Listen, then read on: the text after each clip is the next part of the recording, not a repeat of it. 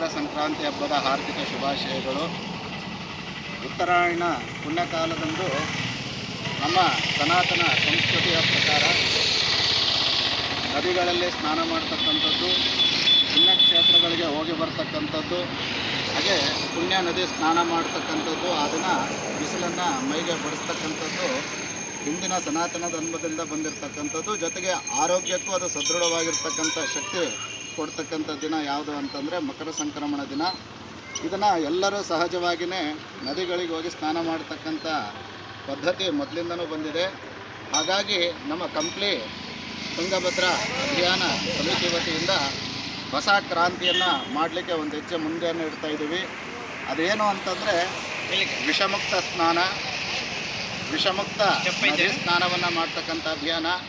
ನಾವು ಶಾಂಪೂ ಮತ್ತು ಸೋಪನ್ನು ಬಳಸಿ ನದಿಗಳಲ್ಲಿ ಸ್ನಾನ ಮಾಡಿ ಆ ನದಿಯ ಪಾವಿತ್ರ್ಯತೆಯನ್ನು ಹಾಳು ಮಾಡೋದಕ್ಕಿಂತ ನಾವು ಮಾಡ್ತಕ್ಕಂಥ ಸ್ನಾನವನ್ನು ಕಡಲೆ ಹಿಟ್ಟಿನಿಂದ ಸ್ನಾನವನ್ನು ಮಾಡ್ತಕ್ಕಂಥದ್ದು ಭಾಳ ಶ್ರೇಷ್ಠ.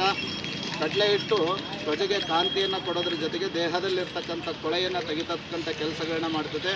ಜೊತೆಗೆ ಆ ಕಡಲೆ ಹಿಟ್ಟು ನೀರಿಗೆ ಸೇರಿತು ಅಂತಂದರೆ ನೀರು ಶುದ್ಧಿ ಆಗ್ತದೆ, ಜೊತೆಗೆ ಜಲಚರಗಳು ಕೂಡ ಆರೋಗ್ಯವಾಗಿರ್ತವೆ ಅಂತಕ್ಕಂಥ ನಿಟ್ಟಿನಲ್ಲಿ ಈ ದಿನ ರಾಸಾಯನಿಕ ಮುಕ್ತ ಸ್ನಾನವನ್ನು ನಾವೆಲ್ಲರೂ ಹಮ್ಮಿಕೊಂಡಿದ್ದೀವಿ.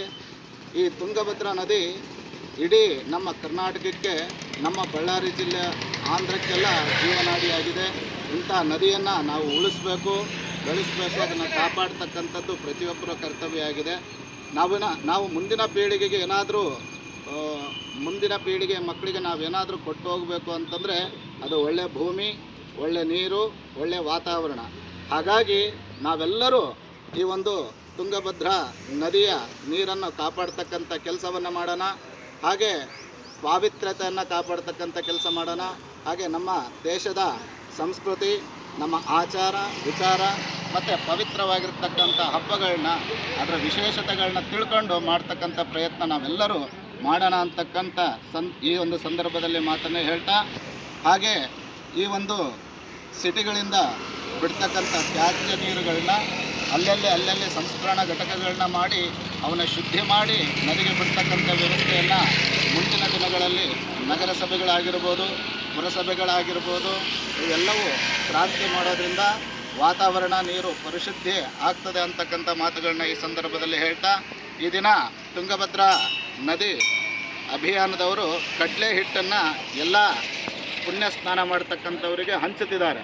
ಯಾಕಂದರೆ ಒಂದು ಪೌಚ್ ತಯಾರಾಗಬೇಕಂದ್ರೆ ಸುಮಾರು 4 ರಿಂದ 5 ರೂಪಾಯಿ ಖರ್ಚಿನಲ್ಲಿ ಇದನ್ನು ಮಾಡ್ತಿದ್ದಾರೆ ಅಂತಂದರೆ ಇದು ಅವರು ಪಬ್ಲಿಸಿಟಿಗೆ ಆಗಿ ಅಲ್ಲ, ನೀರನ್ನು ಕಾಪಾಡ್ತಕ್ಕಂಥ ಉದ್ದೇಶದಿಂದ, ಪ್ರಕೃತಿಯನ್ನು ಕಾಪಾಡ್ತಕ್ಕಂಥ ಉದ್ದೇಶದಿಂದ ಇದನ್ನು ಮಾಡ್ತಿದ್ದಾರೆ. ನಾವೆಲ್ಲರೂ ಇದಕ್ಕೆ ಸಹಕಾರ ಕೊಟ್ಟು ಒಳ್ಳೆ ಗಾಳಿ, ಒಳ್ಳೆ ನೀರು, ಒಳ್ಳೆ ಸಮೃದ್ಧವಾಗಿರ್ತಕ್ಕಂಥ ದೇಶವನ್ನು ಕಟ್ತಕ್ಕಂಥ ಕೆಲಸ ನಾವೆಲ್ಲರೂ ಮಾಡೋಣ. ಬೋಲೋ ಭಾರತ್.